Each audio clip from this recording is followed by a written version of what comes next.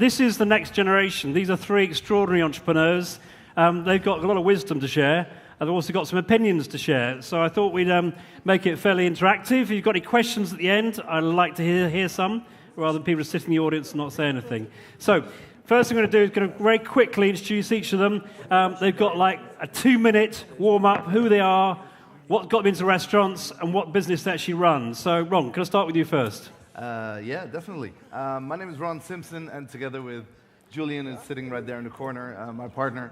We started the Avocado show in 2017, which is the world's first avocado franchise and brand, and we've had a lot of fun. We opened 3. Next month we will open our 4th, and on 11th of March we will open a pop-up in London, and we're known for tell the guys where it is, because lots of people from London. In the Bluebird, Chelsea. So that's going to be an interesting 2 weeks for us. We're mostly known for social media and going extremely viral and very pretty and healthy food. Cool. 2 minutes. Very good. Sven, you're on. Thank you, Robin. My name is Sven Sallaerts, and together with my team there in the back, my business partner Jos, Annemijn, Nick, Laura, and Nikki, who are here today. We founded Pesca about 2 years ago. Some of you have been there yesterday, and we tried to do a little stunt in the coffee break. Maybe you've seen it. We've opened Pesca about 2 years ago, and that's the concept we want to grow it the next coming years. So we've been busy now for 1 year to actually make sure we're ready to grow and to make the next step. We've just finished our latest crowdfunding campaign, so we're actually able to grow, and we're now going to make the next steps the coming 2 years. The concept is known for having an entirely different business model. We really wanted to create a legacy and do things entirely different. So yes, that's what we're up to. Can I just ask, how many people have been to see Pesca in the audience? That's great. Okay, that's quite a lot. This is great. Okay, good. Right, so Victor, you're on. Hi everyone. My name is Victor. Together with my partner Tigran, we thought like 4.5 years ago, let's try to create somewhere in Paris a place where when you open the door, for the next hour and a half, you're in Italy. And that's how we opened our first trattoria, the most classic, standard, basic Italian trattoria. And now 5 years ago, we opened our first restaurant in London 2 days ago. We have now 9 venues. We're a team of 800. 780 of them are Italian. And we try to do 4 basic things, which is good food, cheap, served with a great smile in a unique and experiential design. Voila. So 3 fantastic entrepreneurs doing great things, very different sides of businesses, different sort of points in their journey. But we had a chat outside, and these guys have got quite a lot to say. I had the privilege of working with Yo Sushi for 18 years. I got it to 100 restaurants. And the hardest thing, and I think the most challenging thing I learned the most, was around people. So I'd really like to share your thoughts on how you attract and retain and motivate your teams. What are you doing to keep your teams on the ball? So I want to start with you, Ron, and then we'll jump to you, Victor, and we'll go that way. That's fine. I think, first and foremost, the lucky shot that we have is that we are also known as like this young and dynamic company and brand, so that attracts a certain style of person to start with. Then we have all the Avocado is life people that also just join the line, which is great. And when it comes to staff, Amsterdam is really hard. So when you're looking for specific chefs or all these kind of things that we are all fighting to find the right staffing, I think one of the things we figured out is that we are looking to find someone who has the right character and the right attitude and ambition and help them grow into the position that they want to be, instead of trying to get this really perfect chef that can do everything, and then we tell him, well, your creativity goes out the door and now you make these dishes. That wasn't a very good fit. So we tend to look for character and just mold the people into who they need to be in our kitchen. And have you lost people along the way? I mean, haven't we all? Yeah. Okay. But I understand in Amsterdam it's a little bit trickier than the UK. It's very, very tricky here. And also, if you're trying to expand as rapidly as we are doing, so right now we're opening the biggest one of our lives, basically. So it's quite a challenge to get even more staff in at this point. So I'm very glad that we did the smaller ones first and really figured out how we want to attract people and treat them and train them into what they need to be. Okay. Because that's the trick for us when we scale up. And any insights from you guys, things you might be doing differently to attract extraordinary people? We talked a bit about London. We don't attract extraordinary people. because every time we've tried to attract extraordinary people, either they were extraordinary and they wouldn't come, or we thought they would come and they were not extraordinary and it would not work. So eventually the only way we have expanded is by internal promotion, which eventually leads to our company having an average age for managers and chefs of 23 years old. None of them has done any study, and they're managing P&L of 10 million and staff of 100. But they would take a bullet for that job, and they're passionate about what they do. And again, you can teach someone how to carry a glass, but you cannot teach anyone how to smile and to enjoy it. When we opened here in London, so it's a team of 70, we literally flew 70 people, 15 of them from France that had an experience with us, and 55 of them right from Italy 10 days before the opening. So you get a pretty messy restaurant. What I heard on Israeli food echoes to me. It's pretty messy, but again, that replicates maybe a form of true authenticity, which is actually the toughest thing to do in experiential retail. Yeah, which is your whole concept, isn't it? It's about, you are immersed in Italy when you're walking through. It's immersive, I would say, And when you go to Italy, it's always messy at the restaurant, and it happens that you order sparkling water and you get still one. But no one does any of you complain, like, I was on holiday in Italy, and listen what, I ordered sparkling water and they brought me still water because they don't understand English, these poor bastards. No, that never happens. Well, same with us. Can I move on to talk about guests? Because if you're disruptors, and one would hope, because I'm an old man now in this industry, you guys must be more plugged into social media than my generation was. I mean, how do you measure customer feedback? I mean, how do you measure, what your customers are saying, what they say about your business? What do you look at on a daily basis, and how often? What do you do about it?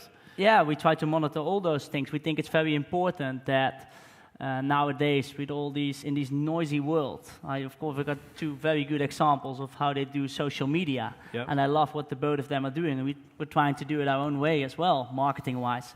But we believe that going back to old measures like the old best word of mouth is still the most important thing to do. So we make sure that every guest leaves as an ambassador, leaves with that attitude like, hey, I'm going to send people to this place. So that exit experience, the whole experience, that's the most important thing. And you try to measure of all the platforms that are there online, of course, and we try to get feedback instantly. It's about asking the right question. We spoke before that if you, in a restaurant, instead of, hey, how was everything, asking, hey, what was the worst you had tonight? That's not the perfect translation, but you ask people, was there something you would do different? Is there something? And then you get the conversation starting, and people... But do you use technology? I mean, it's any particular systems you use in terms of social platforms or extracting information across the social networks? Slightly with data, but that's still a thing we would like to develop. Okay, how about you, Tigran? You using stuff? We don't do shit because we don't have I thought you were going to say that. I knew he was going to say that. You don't want to end up your meal rating anything online. No. So some people would do it naturally on Yelp, TripAdvisor, etc. We monitor this. This is like the ambient noise. When we lose 0.3 points, like we are from 4.5 to 4.2 in a restaurant, it means we've done shit. So we just go in that restaurant. I don't need to read what they say. I just go in my restaurant and I figure it out by myself. Like, okay, that dish is not good. Why is that? Oh, the chef is not happy these days, blah, blah, etc. So this is ambient noise to track low performance. Then for upper performance, we do exactly this. You come and you just do this. I've got time for you guys. What is it we could improve? Instead of like rushing like, everything okay? Yeah, good, we know that doesn't work. Good. Any insights from you? Because we don't do shit either. Okay. All right. Good. Right. Before I give up on technology, is there anything you're doing you want to share with us, these people with technology in terms of billing, systems for analysing anything extraordinary? You're the disruptors.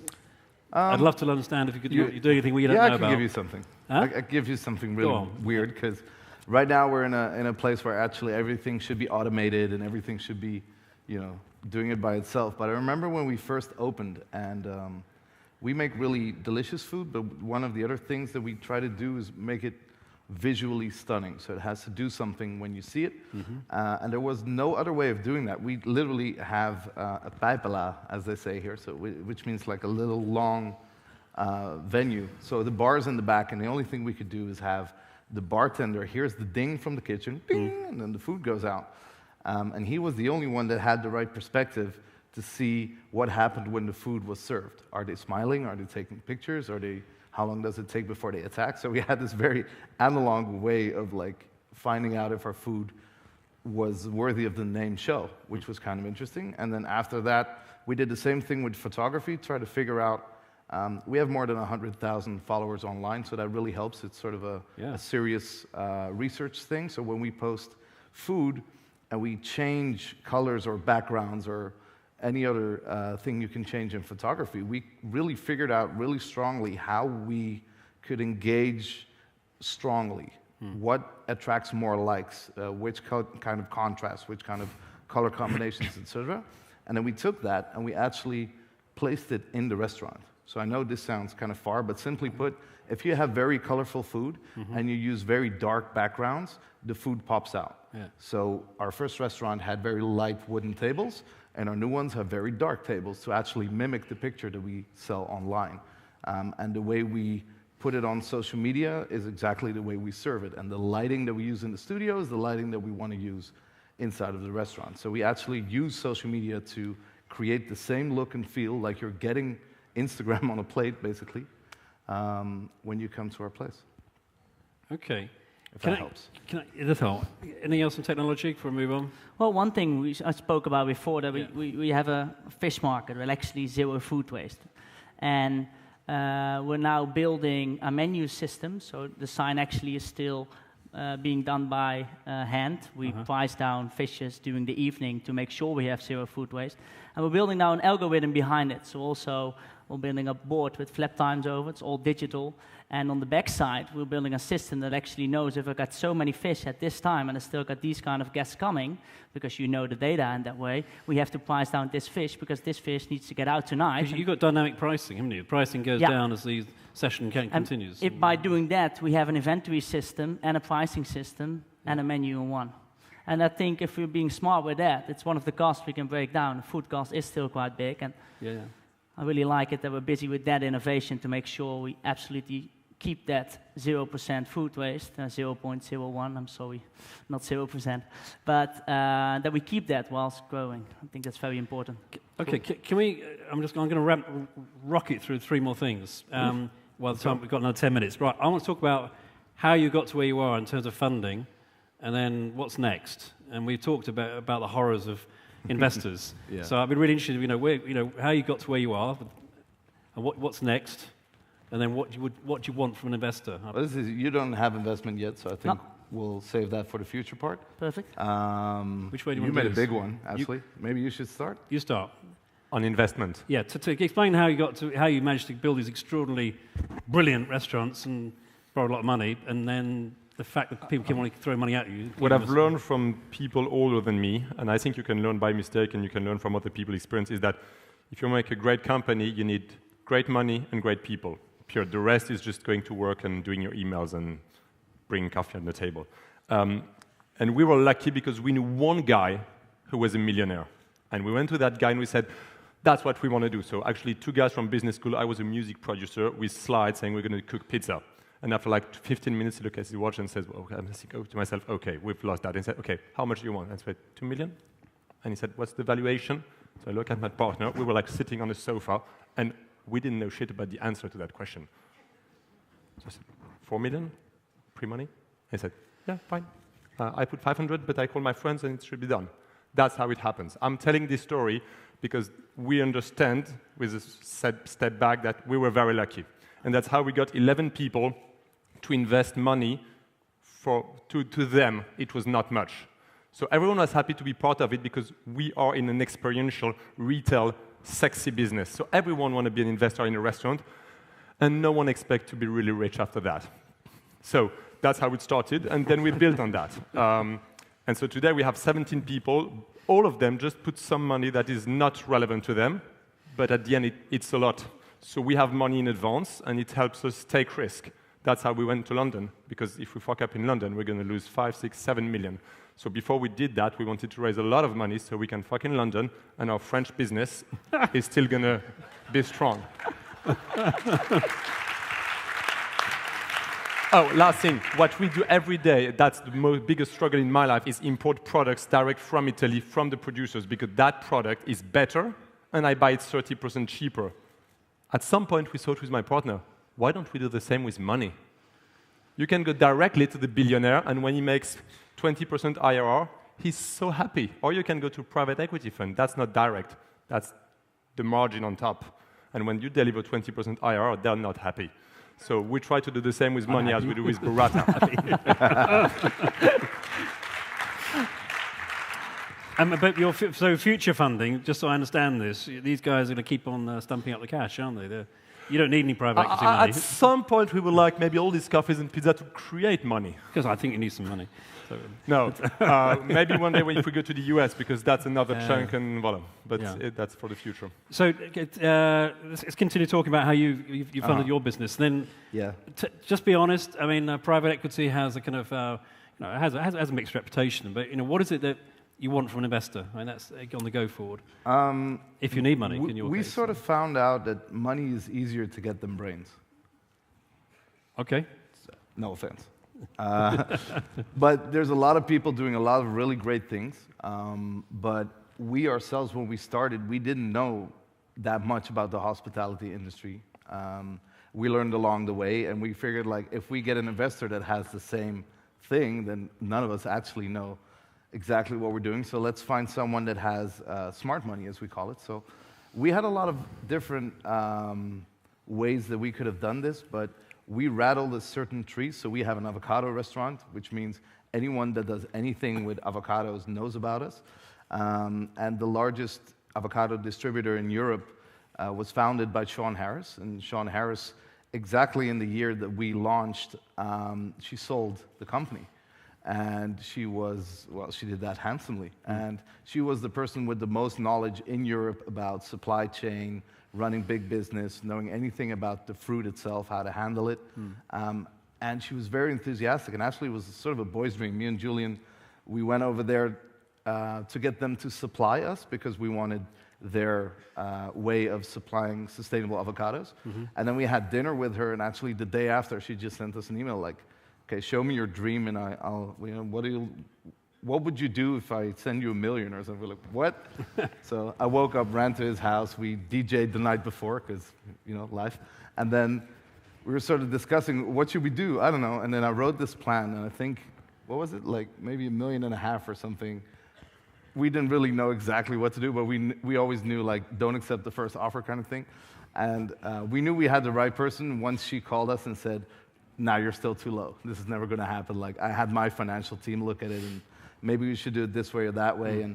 And so we only have one investor which has the most experience in avocados on this side of the planet, or the Mississippi, wherever you're from. And that really helps us out. And she has also been into a lot of rounds of funding for her own company. So she's setting us up for the second round, how to get everything in the green, how to make sure we can pay for ourselves and our whole operation before we go and get more money. Yeah. But you're pretty ambitious about growing with... We're pretty ambitious. Yeah. And where are you, Sven, on this? The interesting thing is, I'm talking here with someone, you're talking tomorrow, Victor, about a 100 million evaluation and a 35 million investment. I mean, Ron had millions of investment, and we just have one outlet in Amsterdam. And that's not sad, that's perfect. When, of course, we are ambitious, but first we need to improve ourselves and make the next steps, of course. And yes, we had this discussion before. What are you searching in an investor? It's what we heard this morning. You're not searching for a big check. But yes, if you can find someone who's willing to invest and gives you the timeline, it gives you the space to set a timeline for a few years and to open a few of your establishments. I mean, we know, and a lot of people with us know, that what we do has a lot of potential in a lot of Western European cities to start with. So yeah, it's up to us, of course, but money is a vital part of getting to that stage. Oh, you don't want a different captain sailing your ship, of course. Do you want to build on that point? You don't want an investor coming in, taking your business over? No, of course not. Yeah. You need to be very careful with that and not have a traditional investment in that way. That's very important. The other thing I just wanted to add is we had the first discussion about our funding before we opened. Yeah. And I think us being new style entrepreneurs, the idea was strong enough. The idea you have is new. The way Pesca is run, I think it's a very brilliant concept. And I think the idea of that could already be strong enough to open conversations.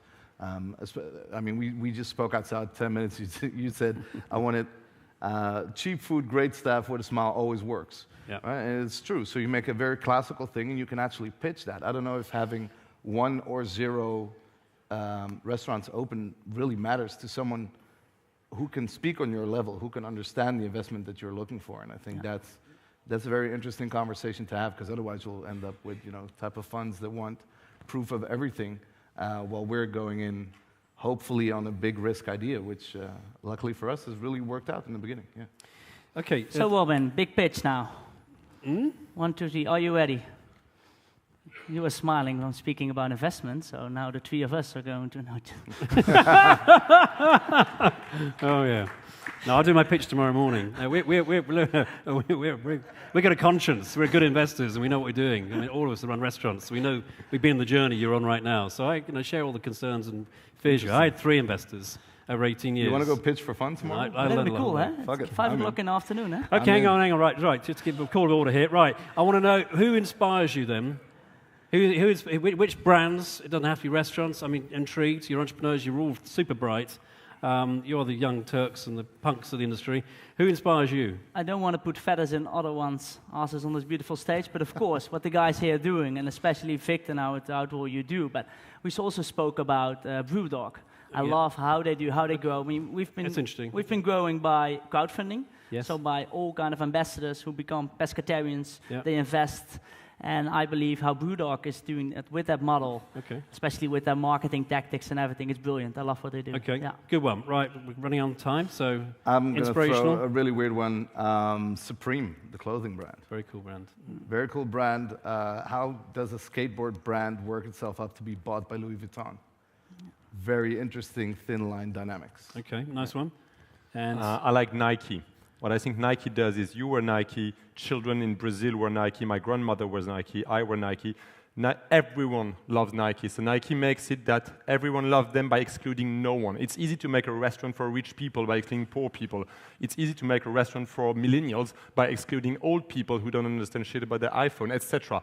How do you make a restaurant where everyone feels welcome? So you can have the Mayfair crowd and you can have the worker coming for a 10-pound pizza. I would say that's, in that respect, Nike inspires a lot. Okay, I think it's extraordinary. Like, really, really, really good answer to the question. And last one, bits of advice for entrepreneurs in the room. What you've learnt, or you know now that you didn't know when you started. Any pearls of wisdom you want to give? Especially if you want to grow, you need the team to actually make sure on a second, third, or whatever location you can maintain the same quality. Yeah. So it's all about the people. And people are most important things these days. And we started changing it, but everyone needs to change it. Otherwise, we'll keep having this problem, and it will only get bigger. Good one. Okay. Right. I think for us, we learned how to think bigger. It's easier to cut stuff down to reality than to start with a reality and make it something extraordinary. So that's also the really good balance between me and my partner. We just think really, really big and then try to see how we get it there. And every day when we meet people who do inspiring things, it helps us think bigger. Yeah. Okay. Big term. Pearls of wisdom, last one. I was about to say, if it's not enough, it's not too much. If it's not too much, it's not enough. But then I would add, seduce, don't convince. So whatever you do, you launch your restaurant, you don't do an offer to get something cheaper. Because, you would be convincing me to come. That's what a mature brand does because she needs clients. Seduce, don't convince. Okay. Right. Any burning questions from the floor? And that's fine because we are out of time. But I want to put your hands together for these 3 great guys. Thank you. Okay. Thank you. Thank you. Thank you very much. Thank you. Excellent. Thank you. Well done, guys. Brilliant. Thank you so much, Robin, and all you young entrepreneurs. Thank you for